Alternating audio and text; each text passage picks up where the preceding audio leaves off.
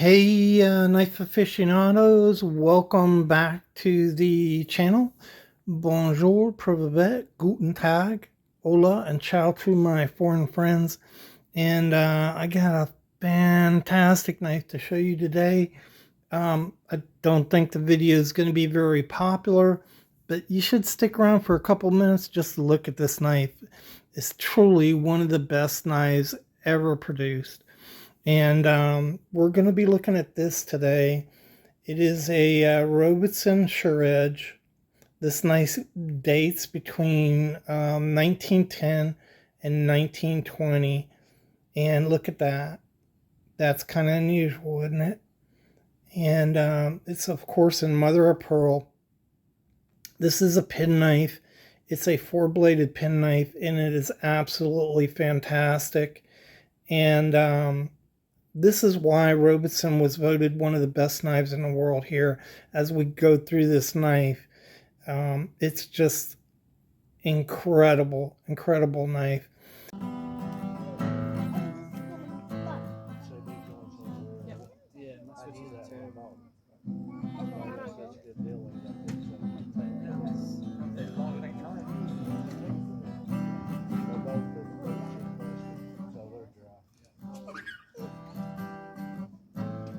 And so it's 3¼ inches long. And let me just show you a medium.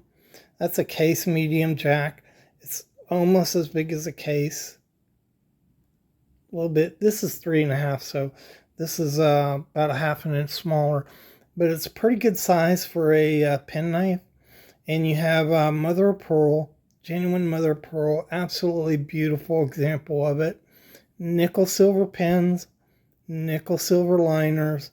This cover here is nickel and nickel silver balm shield. So it's a very finely produced knife. And let's open her up and look at her. Okay, so that is the main blade right there.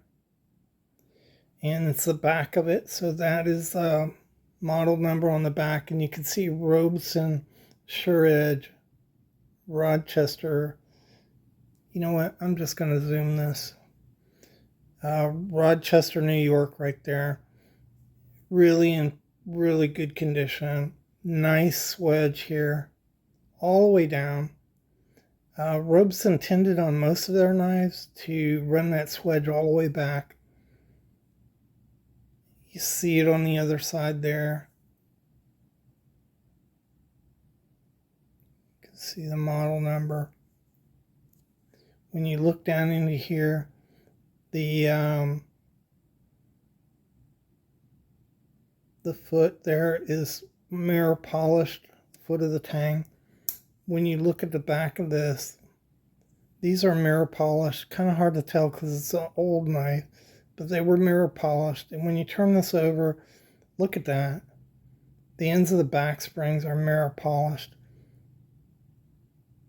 You know, the quality in this knife is just never ending. Unbelievable, fantastic knife. You have these inside easy out cutouts here. One, this is not easy to do, but two, on mother of pearl, it's even more difficult. Mother of pearl has a really bad habit of breaking. When it's flat, it's really stable, but when it's not flat supported, it's very brittle. And that's what adds a lot of cost to putting mother of pearl on a knife, is they often broke. And look at that. Every single blade has a inside cutout on it. Just unbelievable. Unbelievable craftsmanship on this knife.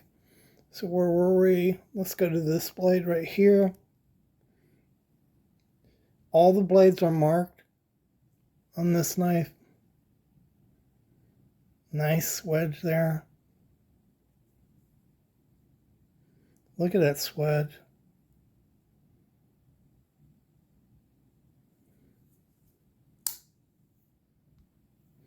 Okay, let's turn. Let's see, I turned it over already for you. There's another blade here. This is another pen blade. This is kind of different on most Robesons. All the blades are marked up until 1940, but most of the time they just use Robeson cutlery, a simpler tang stamp. These have the original. This is what's on the main blade right here, and that is marked on every blade.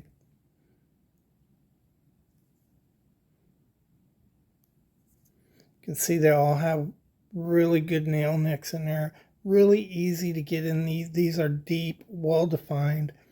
Easy to open the blades on this knife.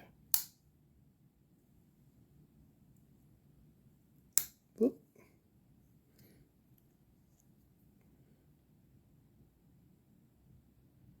Another nice wedge. This thing is so sharp. I was cleaning it up a little before the video and just touching my finger sliced the skin in my finger. That's a nail file blade with "Made in the USA" on it. And then again, Robeson Shuredge, Rochester, New York. That's really unusual. You don't see that very often. All these blades are mirror polished. Look at the ends of the back springs.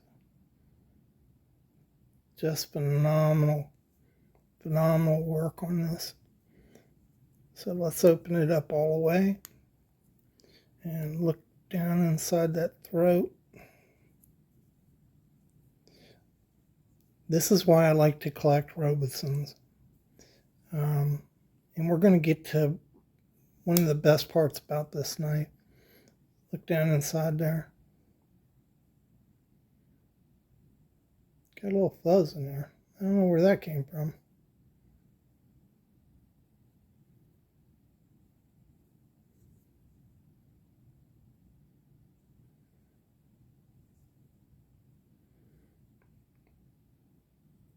Fantastic.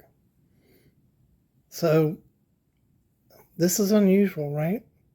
Look at this. Is a covered back spring, and this is not new.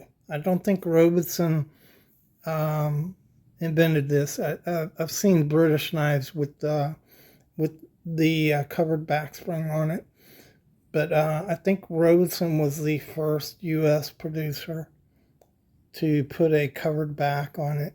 And of course later, with modern knives, we see that happening as something special. But Robeson was doing it back in between 1910 and 1920. Just a fantastic knife. Okay. All right, I appreciate you guys watching the video. Really, man, if you don't collect Robesons, you ought to look into them. They are unbelievable knives. And I appreciate you guys for watching the channel and supporting it. Remember, you'll know the truth, and the truth will set you free.